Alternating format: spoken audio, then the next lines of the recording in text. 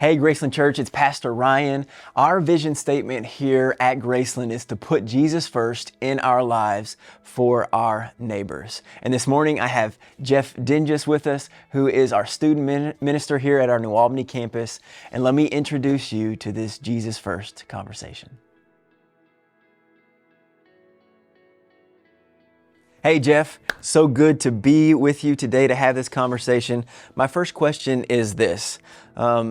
Recently, you led a team of students up to one of our campuses, our Dearborn campus. Tell me about that.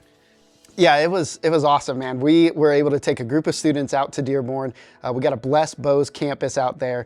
We got to do a few different service projects, and we also got to host a recreation camp throughout the week. And it was amazing. We taught our students, equipped our students to go and share the love and the story of Jesus after a game of flag football or kickball. It was just a great week altogether. All right, so you mentioned that you got to share the love of Jesus. I heard a pretty cool story that came out of that trip. Tell us about that. Yeah, so there was one student in particular that really just tore at my heartstrings a little bit.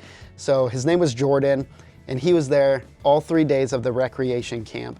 And one of our students, Cage Laurenti, just hooked to him. This kid just ran straight to Cage, didn't know him from anybody else, and he just ran straight to him. And Cage took full advantage of that opportunity and just poured into this kid through playing some sports, some games, and really during the Bible times, they were making time to share Jesus with him. So all 3 days he's sitting there, and you can watch and you can see he's learning just who Jesus is, what it is that he's done for him. And on the third day, the last day that we were there, we gathered all the groups together and we gave a final gospel presentation. And when we asked, man, if that's you, if you would like to give your life to Jesus today, if you understand the weight of your sin and this is you today, would you give your life to Jesus? Would you raise your hand?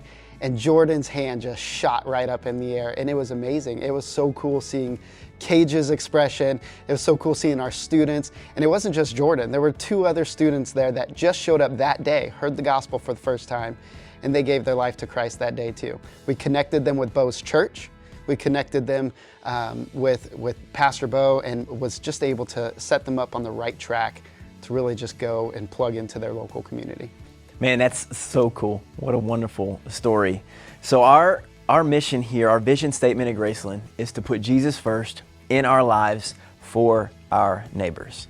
For the person who's sitting in the pew, who's sitting in the chair, watching this conversation right now, what would your advice be to them to do that very thing? Put Jesus first in their life for their neighbor. Yeah. 2 major things that I really focus on, and it's not just for students. I think sometimes as adults we can skip this part too. Be bold. If something is prompting you, if the Spirit is prompting you to step out and say something to someone, be bold and do it. And 2, share your story.